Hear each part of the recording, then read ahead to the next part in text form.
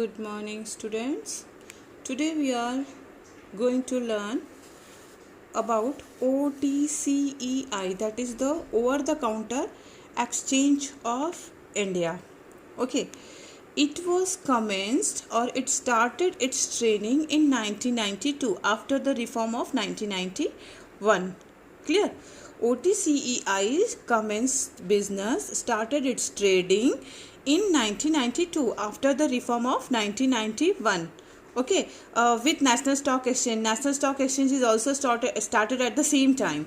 Okay, now the OTCEI is a company incorporated under Companies Act. ये आता है Companies Act के अंदर, कंपनीज एक्ट 1956 के अंदर. ठीक है, इसने अपना बिजनेस स्टार्ट किया 1992 में. देखो ये दो अलग चीज़ नहीं है. सिंपली सोचो कि अगर आज आप कोई बिजनेस स्टार्ट करोगे तो आप भी तो आओगे कंपनीज एक्ट 1956 के अंडर में ही. Rules and regulation, you have to use the rules and regulations of companies act 1956.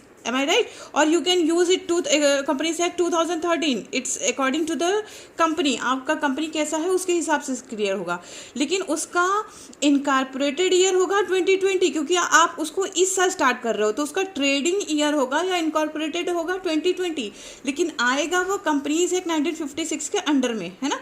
इसी तरह OTCEI जो है वो ट्रेडिंग स्टार्ट किया 1992 आफ्टर द रिफॉर्म ऑफ 1991 का रिफॉर्म जो आया उसके बाद से NSE नेशनल स्टॉक एक्सचेंज और OTCEI दोनों ने वर्क स्टार्ट किया. ठीक है, NSE जो था वो नेशनल लेवल पे था, OTCEI छोटे लेवल पे था. ये 5 करोड़ की नीचे की कंपनियों के लिए था और वो 5 करोड़ की ऊपर की कंपनियों के लिए था. ठीक है, दोनों में यही एक डिफरेंस था.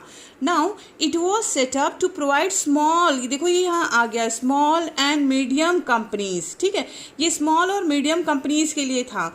And access to the capital market for raising finance in cost effective manner. छोटी कंपनियां थी, छोटे कॉस्ट की वैल्यू छोटी थी, रिस्क छोटा था, सब कुछ छोटा, मतलब स्मॉल क्वांटिटी में ही ये लोग करते थे. OTCEI वाले करते थे, नहीं करते हैं भी अभी भी. ठीक है, it is fully computerize transparent single window exchange.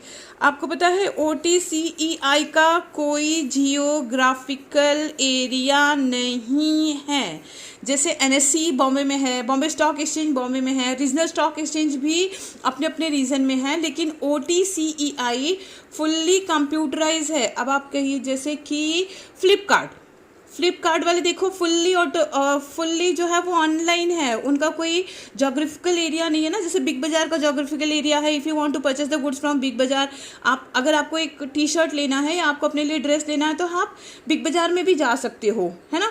अच्छा, अब तो ऑनलाइन हो गया है तो बिग बाज़ार से भी आप ऑनलाइन शॉपिंग भी कर सकते हो. तो इसी तरह से BSE से भी या NSE से भी ऑनलाइन शॉपिंग होता है. लेकिन BSE और NSE का जोग्राफिकल एरिया है, लेकिन OTCEI बहुत छोटा सा ट्रेडिंग कंपनी है, इसलिए जो है वो मतलब उसका कोई जोग्राफिकल एरिया नहीं है. वो सीधा ऑनलाइन चलता है, कंप्यूटराइज होता है और ऑनलाइन ट्रांसपेरेंट होता है. आप जो है वो डीलर से मिलेंगे, एजेंट से मिलेंगे तो वो आपको सब कुछ क्लियर कर देगा कि आपको कैसे परचेस करना है, कैसे सेल करना है. ठीक है, this exchange is establish on the line of नास्डाक. नास्डाक को ही देख के इंडिया में शुरू किया गया था OTCEI. ठीक है, नास्डाक जो है national association of securities dealer automated quotation. नास्डाक OTC of USA है. OTCEI लगाने की जरूरत नहीं है, क्योंकि EI का मतलब है एक्सचेंज ऑफ इंडिया, OTC मतलब ओवर द काउंटर. ठीक है, OTC मतलब over the counter. Exchange of India तो हमने लगाया क्योंकि हमारे इंडिया का है ना. OTC जो है तो OTC ऑफ USA जो है उसका नाम है नास्डाक. समझ में आ गया. OTC over the counter of USA जो है उसका नाम है नास्डाक. ठीक है, और उसी को देख के हमारे इंडिया में स्टैब्लिश किया गया था OTCEI. इसीलिए कहा जाता है this exchange is establish on the line of नास्डाक. ठीक है, national association of securities dealers automated quotation. Clear हो गया. इसी को देख के ये क्या है, ये है OTC ऑफ द US हो गया होगा.